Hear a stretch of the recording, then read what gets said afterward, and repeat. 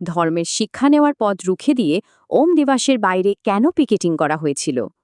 আজ আমরা এক বিশেষ আখ্যানের গভীরে যাব। দেখব কিভাবে আধ্যাত্মিক সাধনার একটি পবিত্র স্থান ওম নিবাস একসময় তীব্র বিরোধিতার মুখোমুখি হয়েছিল। আর সেই কঠিন সময়ে নীরবতা আর সহনশীলতার শক্তি বা কিভাবে শেষ পর্যন্ত জয়ী হল। ধর্মের শিক্ষা নেওয়ার পথ রুখে দিয়ে ওম নিবাসের বাইরে কেন পিকেটিং করা হয়েছিল?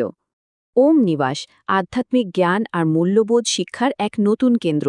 সেখানে নারী পুরুষ নির্বিশেষে সবাই আসতেন শান্তির খোঁজে। কিন্তু একদিন সকালে সেই শান্ত পরিবেশে হঠাৎ করেই এক অপ্রত্যাশিত সংঘাতের মেঘ ঘনিয়ে এলো। সে দিনটা ছিল অন্যরকম। ভোর 5:30। ওম নিবাসের সদস্যরা মানে মায়েরা, বোনেরা, এমনকি ছোট ছোট বাচ্চারাও যখন তাদের প্রতিদিনের আধ্যাত্মিক পাঠের জন্য আসছিলেন, দেখলেন প্রধান ফটকটা একদল উপদ্রবী জনতা আটকে দিয়েছে। একবার ভাবুন তো সেই দৃশ্যটা, একেবারে দুটো বিপরীত চিত্র। একদিকে হট্টগোল, আগ্রাসন, পথ আটকে রাখা একদল জনতা, আর ঠিক তাদের সামনেই শ্বেতবস্ত্র পরা ওমণ্ডলীর সদস্যরা। কি আশ্চর্য, সম্পূর্ণ শান্ত নীরব শৃঙ্খলায় সারিবদ্ধভাবে দাঁড়িয়ে। তাদের উপস্থিতি ছিল শান্তিপূর্ণ, কিন্তু তাদের সংকল্প ছিল একেবারে অটুট।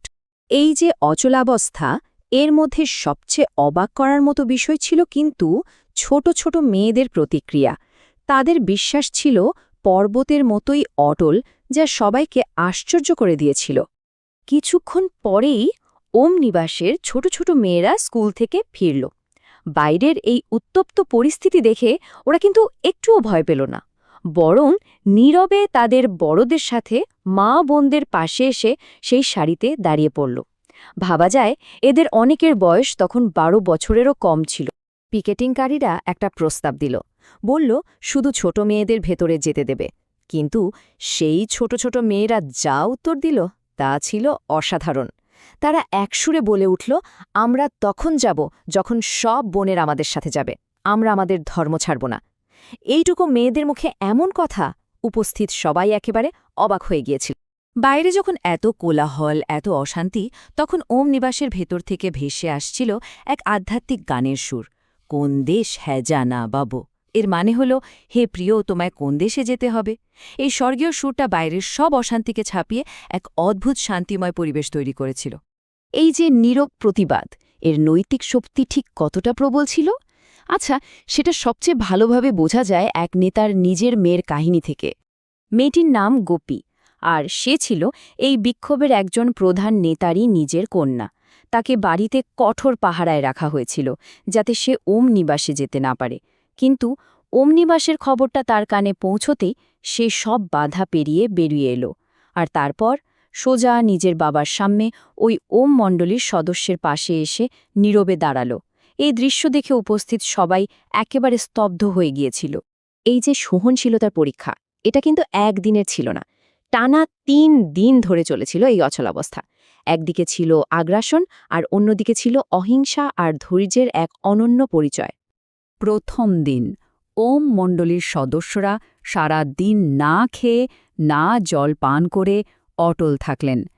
দ্বিতীয় দিনে তাদের এই ধৈর্য দেখে বিক্ষোভকারীদের সংখ্যাই কমতে শুরু করল, আর অবশেষে তৃতীয় দিনে যখন পরিস্থিতি আরও উত্তপ্ত করার চেষ্টা হল, তখন সরকার হস্তক্ষেপ করতে বাধ্য হল এবং এই অবরোধ তুলে নেওয়া হল। রাস্তার সংঘাত তো শেষ হল, কিন্তু আসল লড়াইটা তখনও বাকি ছিল। সেই লড়াইটা শুরু হল আদালতে, ন্যায় বিচারের লড়াই। কিন্তু আশ্চর্যের ব্যাপার কি হলো জানেন? স্থানীয় ম্যাজিস্ট্রেট শান্তি ভঙ্গের জন্য উপদ্রবীদের সাথে সাথে ওম মণ্ডলীর 5 জন সদস্যের বিরুদ্ধেও নোটিশ জারি করলেন। মানে যারা ভুক্তভোগী তাদেরকেই অপরাধী হিসাবে দেখানোর চেষ্টা হলো। এটা ছিল এক চরম অন্যায়। ওম মণ্ডলী এই অবিচারের বিরুদ্ধে উচ্চ আদালতে গেল, আর সেখানে উচ্চ আদালত স্থানীয় ম্যাজিস্ট্রেটের তীব্র সমালোচনা করে এক ঐতিহাসিক রায় দিলেন।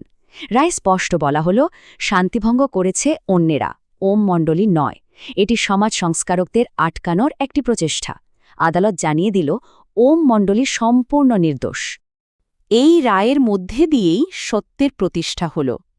ওম নিবাসে সেই 3 দিন ধরে যে নীরবতা, যে অহিংসা আর সহনশীলতা দেখানো হয়েছিল, তার শুধু রাস্তার লড়াইয়ে নয়, আদালতেও বিজয়ীর সম্মান পেল। শেষ পর্যন্ত নীরবতার শক্তি জয়ী হল। এই নীরব সহনশীলতা শেষ পর্যন্ত কিভাবে অন্যায়ের মুখোশ খুলে দিল তা আমরা দেখব পরবর্তী পর্বে।